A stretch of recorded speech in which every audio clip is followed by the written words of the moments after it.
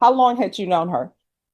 On and off for 8 years. All right, so you've known her for 8 years. So number one, you know what type of person she is. You've known her for 8 years. And if you were to tell me it was a complete stranger, then I would be asking you, why are you getting in a vehicle with a complete stranger when you have a 3-year-old?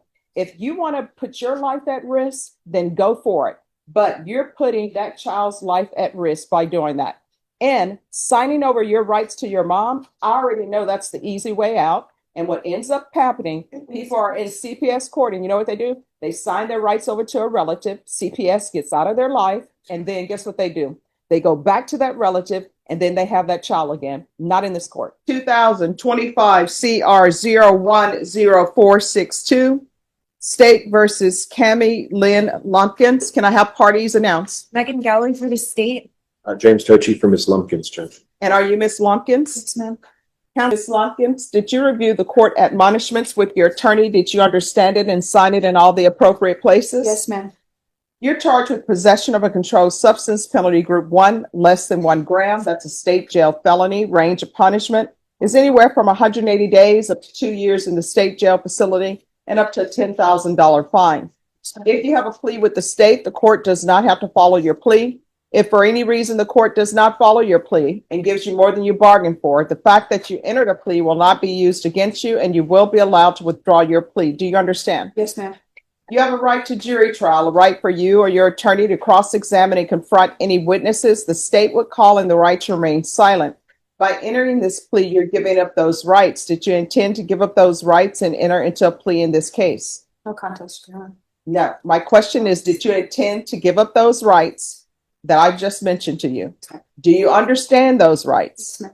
Are you asking the court to allow you to enter into a plea bargain agreement with the state? Yes. Did you understand if the court were to grant your application for deferred adjudication, if for any reason your deferred adjudication were revoked, the court could find you guilty and sentence you up to 2 years in the state jail facility and up to a $10,000 fine? Yes. Right from the start, this case isn't just about drug possession, it's about the consequences of every decision that led this young mother into this courtroom. Deferred adjudication may sound like a second chance, but make no mistake, it's a second chance with very serious strings attached. Would you take this opportunity seriously if you were in her shoes? Counsel, has your client been able to provide you with any defenses? Yes, Judge. Do you believe she has a rational as well as a factual understanding of the charges against her? I do. Do you believe she's currently competent and was legally sane at the time of the offense? Yes, ma'am. Ms. Lumpkins, has anyone threatened you, coerced you, or placed you in fear to get you to enter this plea? No, ma'am. Anyone promised you anything other than the plea? No, ma'am. Are you satisfied with the way you've been represented? Yes, ma'am. If you're not a U.S. citizen, by entering into this plea bargain agreement, you will be deported, denied re-entry, and naturalization. Did you understand? Yes, ma'am. Court will find that defendant has knowingly and voluntarily waived her right to jury trial. Then to the offenses charged, how do you plead? No contest. State any evidence? State for states one and attachments. Thank you. State you may be excused. Did you review the waiver and stipulations with your attorney? Did you understand it and sign it in all the appropriate places? Yes, ma'am. Again, did you understand you have a right to jury trial, a right for you or your attorney to cross-examine and confront any witnesses the state would call, and the right to remain silent? Yes, ma'am. Did you understand that today the state will be presenting evidence in the form of witnesses' statements and police reports, but most importantly, there'll be no live testimony? Did you understand? Yes, ma'am. Court will find that defendant has knowingly and voluntarily waived and consented to stipulation of testimony and stipulations. Court will accept into evidence states exhibits 1 and attachments and review the same. All right, after reviewing states exhibits 1 and attachments, the court will find there is sufficient evidence to find you guilty. The court will defer finding of guilt as you've applied for deferred adjudication. Are you proceeding with sentencing? Yes, ma'am. Anything you wish to say on behalf of your client? Just a couple of things, obviously, that the court follow the agreement. I don't believe Ms. Lumpkins has any history prior to this. She does have a minor dependent, Judge. I know that there's a fine, and I should have mentioned this earlier. She's not employed. She does care for the 3-year-old dependent. You could perhaps help her with her fine. And she took a parenting class already while in custody. Just wanted to make you aware of that. All right. So you have a 3-year-old dependent? Yes, ma'am. But And it- I signed over my temporary rights to my mother as well as myself. And it's, I'm assuming Child Protective Services is involved? They were involved, but they closed the case as soon as I signed over the rest to my mother. All right. So I'm telling you all, what's the child's name? Roman Lumpkins, RHOMEN LUMPKINS. And his middle name is Connor, CONNER. So it's Roman Connor Lompkins. All right. So it appears to the court that the only reason why Child Protective Services is not in her life is because she signed over rights to her mom. Yes. So I'm not going to do this thing where you signed over your rights to your mom and then you go back and say, let me take my child back. Oh, well, I'm going to make sure that doesn't happen with conditions. So when's the last time you had employment? Last time I had employment was about 6 months before I got incarcerated. I was donating plasma to help keeping my benefits and as well as giving my son clothes and shoes that he needs. All right. What benefits? EBT and Medicaid for him. All right. So then you didn't have employment. What was your employment? I let them know that I was just donating plasma and I would get $60 to $75. Okay. Technically that's not employment. So when's the last time 6 months before I got incarcerated. doing So what? I was working at Babes Old Fashions restaurant. Okay. I always see that restaurant. I've never gone in and tried it because usually I'm passing by. Kids eat free. Yes, they did. Oh, so you've been. Okay. Yes. Well, let me bring out my pigtails. Going school. I only went to 10th grade. All right. Why? I was never really involved with school. I was always just running around being a little hoodlum. Instead of doing education, I was just running them off. So what are your plans? Because you have a child. My plan is to get a GED and show him that his mom can turn around her mistakes and better herself. All right. So you're going to have to reside somewhere other than your mom's. I don't have anywhere else. Well, here's the thing. I'm not at this point in time. I can't trust you with your child at this point in time. I mean, it's a no-go for the court. This is what the court is going to do. There's $1,000 fine that will be probated. Court will sentence you to 4 years deferred adjudication. There's to be 100 hours of community service restitution. Miss Abrams, the parenting classes at the jail is not going to count towards her parenting classes. Once parenting classes are completed, 50 hours will be deemed satisfied. The other 50 hours will be deemed satisfied if she obtains her GED. If for some reason you're unable to obtain your GED, then you're going to have to do those 50 hours. There's to be regular reporting by Zoom or in person. There's to be regular random UAs. There's to be no unsupervised contact with minors. There's to be no residing in household with minors. There's to be no contact with Xiomara Perales.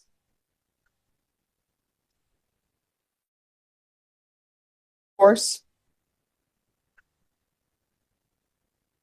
take into consideration 2025 PF 25148, 2025 AL 006849.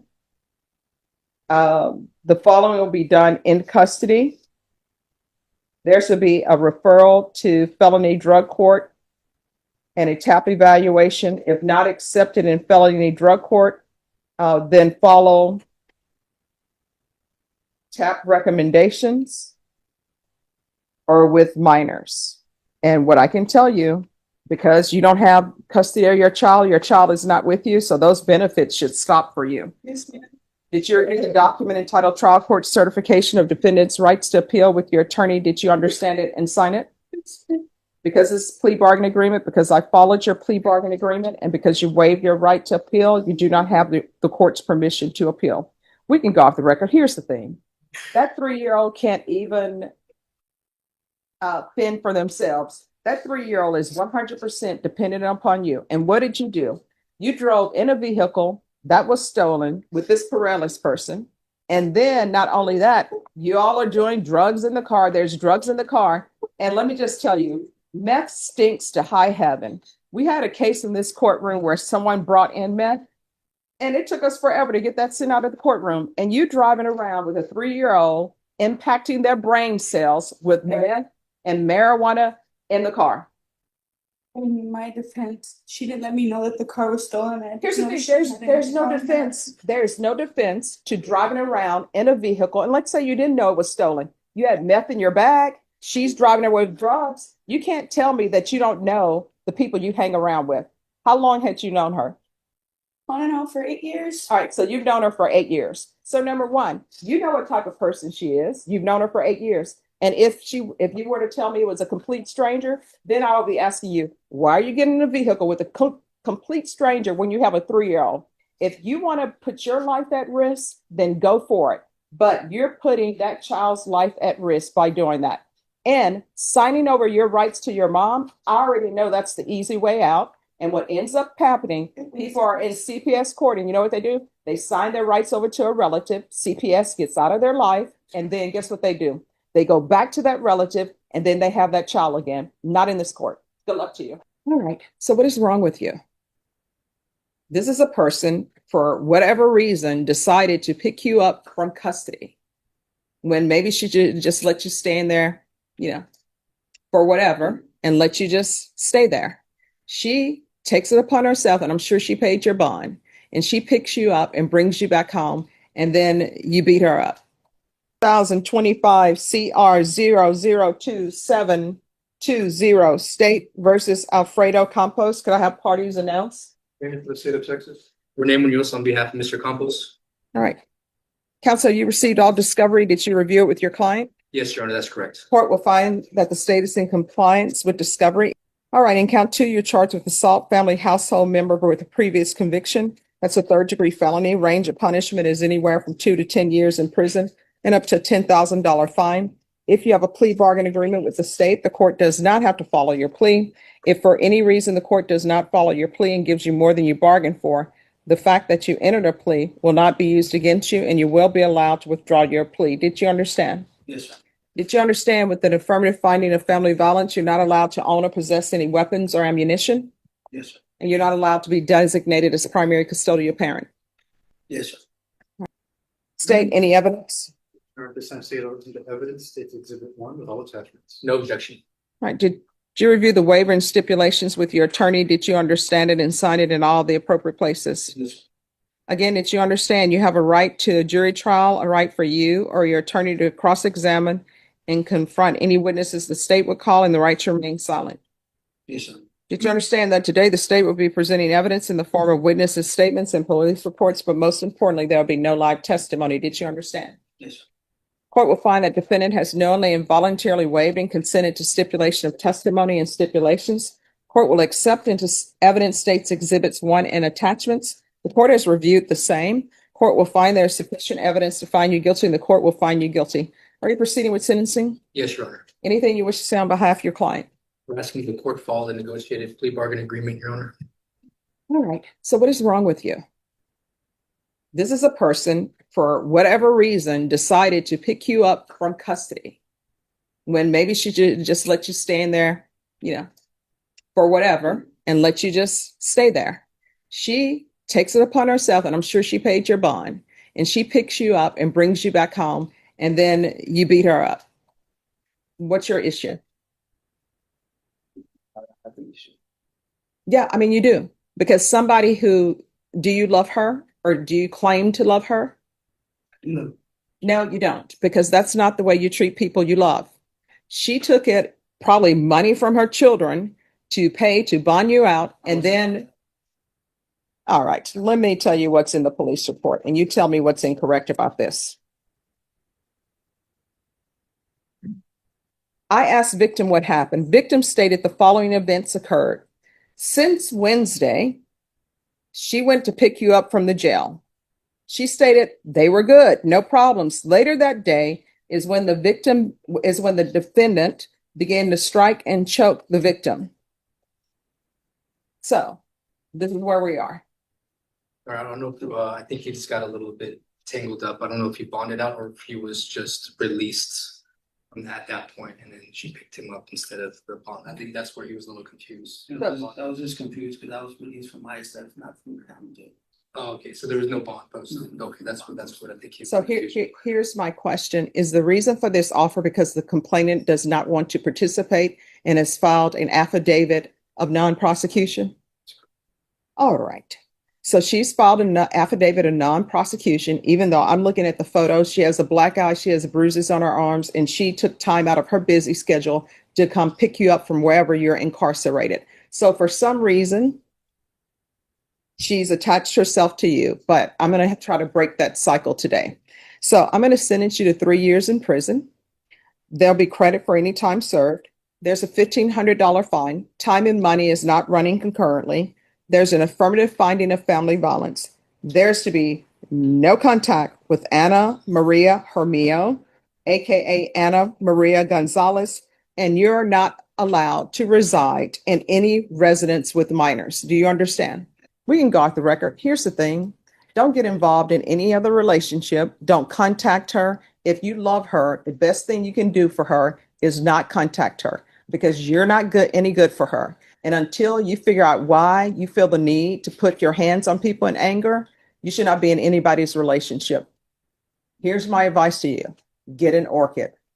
I always tell people that, and this is why I tell people to get an orchid.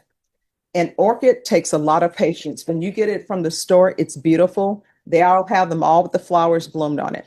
They will give you directions. Those directions don't work. I learned you're not supposed to put ice cubes in them. But if you can let the blooms fall off of that orchid and keep that same orchid and get it to rebloom, you may be ready for a relationship because with orchids, you have to learn patience. You understand? All right, good luck to you. And perhaps the most unexpected courtroom advice of the day, get an orchid. It may sound humorous at first, but the judge's message is surprisingly powerful. Relationships require patience, care, and consistency, qualities that are impossible when anger controls your actions. So, what do you think? Was 3 years in prison fair, or should rehabilitation have been given another chance? Let us know in the comments below.